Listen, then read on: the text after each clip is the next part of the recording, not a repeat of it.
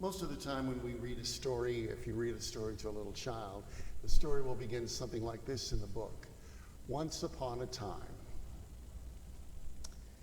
Or it may be something like this. Hundreds and hundreds of years ago, in a land far away. Or it can even happen in Scripture. For example, the beautiful book of Genesis, in the beginning God created.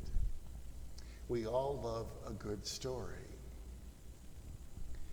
But without exception, most of the good stories that we've heard through life really begin by word of mouth. Watch any mom with her little baby, and delight comes over the little child's face when they do patty cake. That's not written down. That's given orally, by word of mouth. And while the little child may be barely able at some point to form a complete sentence, you watch them with just wonderful delight as they grab on their toes and they may say something like little piggy. Well, the little piggy didn't come from a book, it came from word of mouth. It's the way that all great stories get started.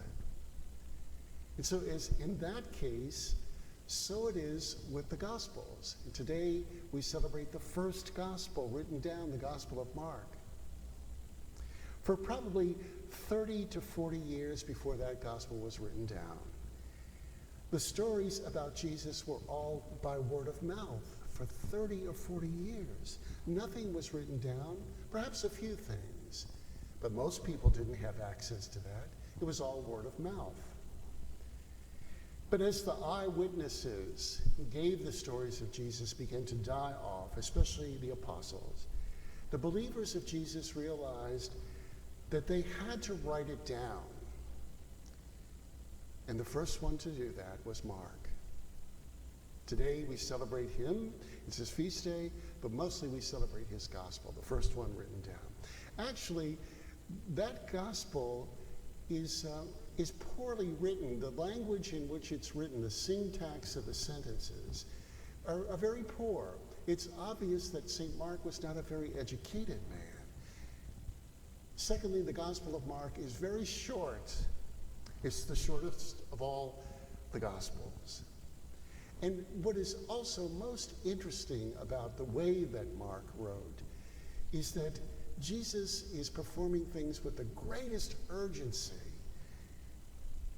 Mark uses the word immediately over and over and over again in his gospel. Immediately Jesus went there, or immediately Jesus did this, or immediately Jesus went there.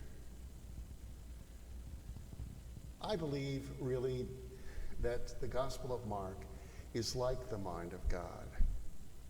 First, storied by word of mouth. First, spoken, not written down, and then incarnate.